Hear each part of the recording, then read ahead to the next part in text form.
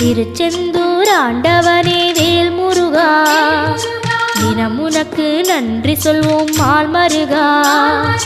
திருவடியில் தவம் இருப்போம் திருமுருகா, தீப்பெழுது நலமெனவே வடிவழகா.